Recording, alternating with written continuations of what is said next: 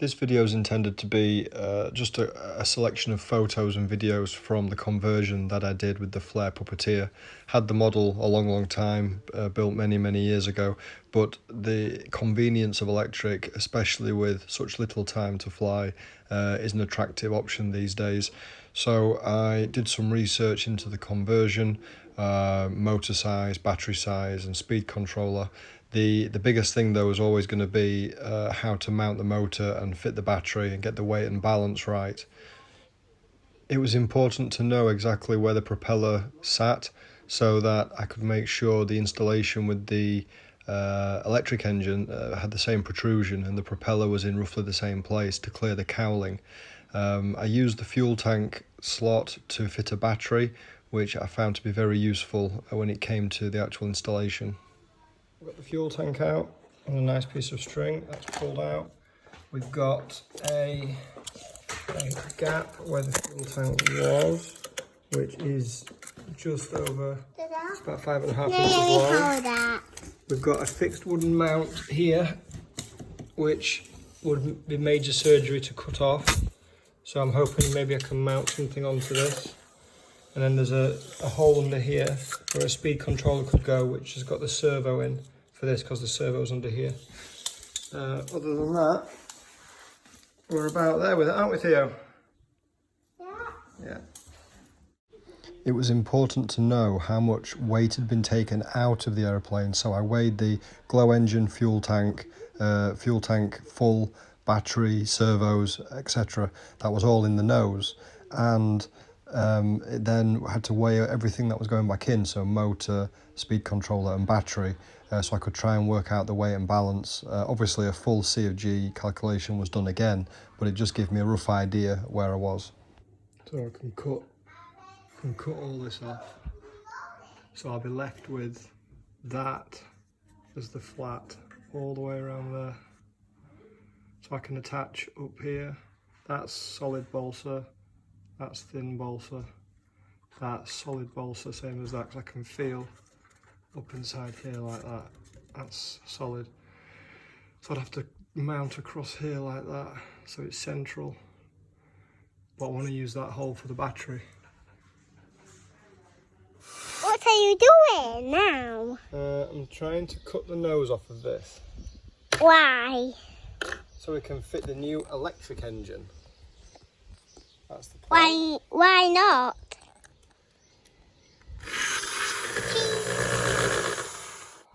I decided that the original engine mounts, which go right back into the fuselage, were really strong anchor points for a bracket to mount the electric motor. Obviously the original Nitro engine sat there, so they would be very useful to make a bracket onto those, and it gave me the right protrusion as well for the seating of the motor. Sussex Model Centre were really helpful here in recommending a motor size and a speed controller that would be compatible to an OS 40 Max that I had in the plane before. The Thumper Tornado, 580 kV, so it's a low revolution motor, needs a 6-cell battery in this aeroplane, which puts me at a 15x6 propeller. And they were really helpful in making suggestions on the kind of equipment that I would need to power the aeroplane. Obviously the Pup's not a heavy aeroplane, but it is a 60+ inch wingspan, and it's quite large in that respect. The battery choice was pretty spot on. It fits really well in the old fuel tank location. It's just really heavy.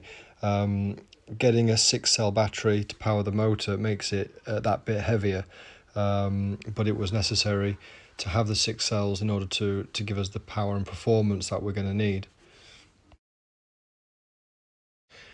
So the motor's now attached to the bracket and it's centralised, it's angled down slightly because the engine on the Pup does angle down slightly, and it's got the right protrusion from the bulkhead. So the propellers can go on, the cowl can go on. The battery slots in nicely into the fuel tank position or the fuel tank holder. So lots of mess, lots of hacking and grinding and working in really small places, which I guess you're used to. But here we go, it's big fat ass battery.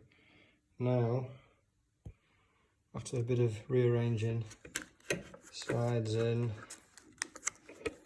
to there like that. Look how heavy it is on one side now. Woo. So that's going to be interesting.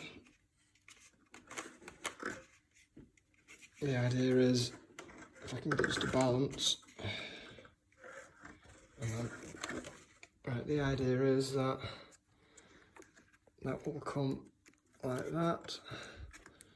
That will come out of the top like that. And I mean, I'll have to do something with that. But that's how close we are. So I don't know if that's any good, but we'll see. First proper run.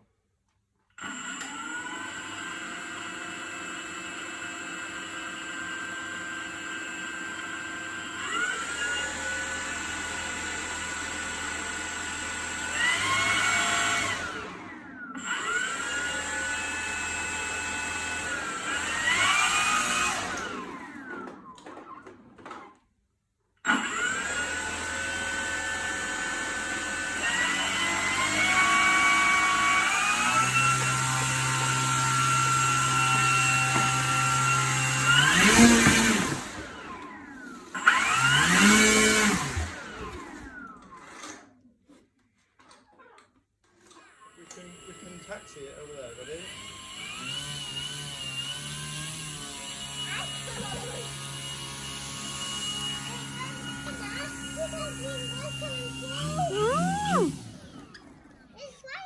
Alright, come back over here then now.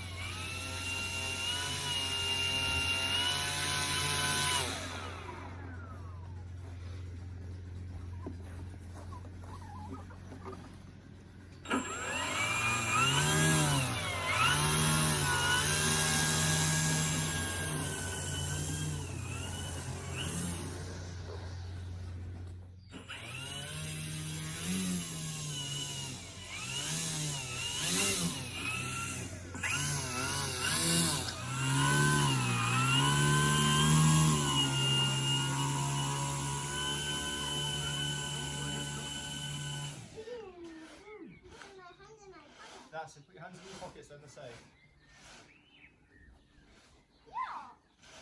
That's it.